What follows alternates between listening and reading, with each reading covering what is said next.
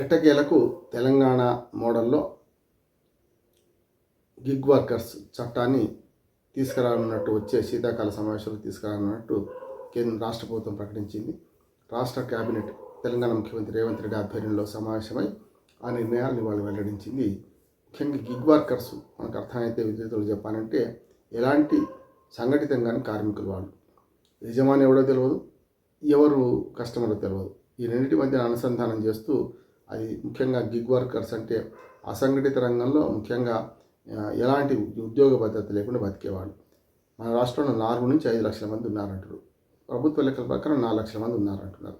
అంటే జొమాటో, స్విగ్గీ ఇట్లాంటి చాలా మన మన ఏమంటారు దాన్ని రకరకాల యాప్స్, రకరకాల అమెజాన్ ఇట్లా మనకు ఇట్లాంటి మన ఇట్లాంటి వాటిల్లో పనిచేసి సరుకులు లేకుంటే ఇతరత్ర పార్సిల్ అందించే వ్యవస్థలో ఉన్న చాలామంది ఆహార పదార్థాలు కావచ్చు, డాక్యుమెంట్స్ కావచ్చు, ఏవైనా పత్రాలు కావచ్చు, ఆఖరికి మన వస్తువులు కావచ్చు, ఇవన్నీ అందించే గిగ్ వర్కర్స్ ఎవరైతే ఉన్నారో వీళ్ళందరూ కూడా సామాజికంగా వెనుకబడేవాళ్ళు.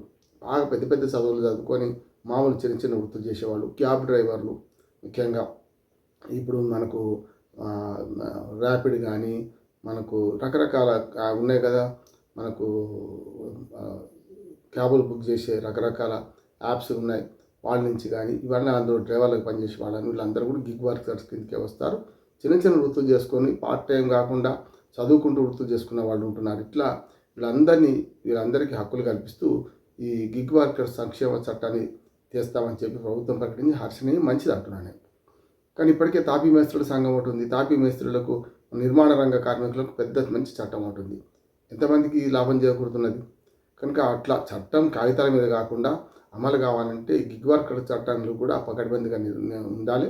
దానిలో ముఖ్యంగా గిగ్ వర్కర్స్లో నమోదైన వారికి సంక్షేమంగా కొంత ఫండు చేయాలి. దాంతోపాటు గిగ్ వర్కర్స్ దగ్గర ఎవరైతే పనిచేయించుకుంటారో వీళ్ళను వాళ్ళ నుంచి కొంత సంక్షేమ రంగానికి వీళ్ళకు అవసరమైన ఫండ్ కేటాయించే ప్రయత్నం చేయాలి.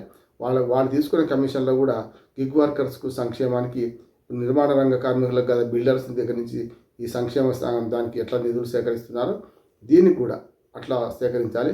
ప్రతి రూపాయలు 2 పైసలు ఇచ్చినా సరే గిగ్ వర్కర్ల సంక్షేమ సంఘానికి కోట్ల రూపాయలు జమ అవుతాయి. కనుక ఇవాళ మంచి స్టెప్ తీసుకునే తెలంగాణ గవర్నమెంట్. ఇట్లా చేయడం వల్ల గిగ్ వర్కర్స్ సమస్యలు తీరడమే కాకుండా సంఘటితంగా వాళ్ళు ఎదుర్కొనడానికి కూడా అవకాశం ఉంటుంది. ఒక్కోసారి ఇట్లాంటివన్నీ కూడా మనకు రకరకాల ట్రాన్స్పోర్ట్ సంస్థలు కానీ లేకపోతే ఇట్లాంటి వస్తు సేవలు అందించే సంస్థలు కానీ గిగ్ వర్కర్స్ పట్ల రేపటి నుంచి వద్దంటే వద్దే. అంటే ఉద్యోగ భద్రత కూడా 2 నెలల ముందు నోటీస్ ఇవ్వడము, తీసేయాలంటే కూడా ఉంచుకోవాలంటే కూడా మరి వాళ్ళకు చట్టాలు లోబడి ఉండడము, మిగతా కార్మిక రంగంలో ఎట్లాంటి భద్రత ఉందో అటువంటి భద్రతను ఈ గిగ్ వర్కర్స్ కల్పించే బిల్లు ఇంకా రూల్స్ ఫ్రేమ్ కాలేదు. కేవలం మనకు చట్టం ఆమోదానికి మాత్రం గ్రీన్ సిగ్నల్ ఇచ్చింది. చట్టంలో ఏం పెడతారు, ఆ పెట్టిన తర్వాత దానికి రూల్స్ ఎట్లా ఫ్రేమ్ చేస్తారు, దీన్ని బట్టి ఆ చట్టం మంచిదా చెడ్డదా అని చెప్పొచ్చు. ఇల్లు అలికారు, పండుగ చేసుకుందామని అనుకుందాం, మంచిదే. గిగ్ వర్కర్స్ పట్ల తెలంగాణ రాష్ట్ర ప్రభుత్వ నిర్ణయాన్ని మనం గౌరవిద్దాం, ఆహ్వానిద్దాం. నమస్కారం.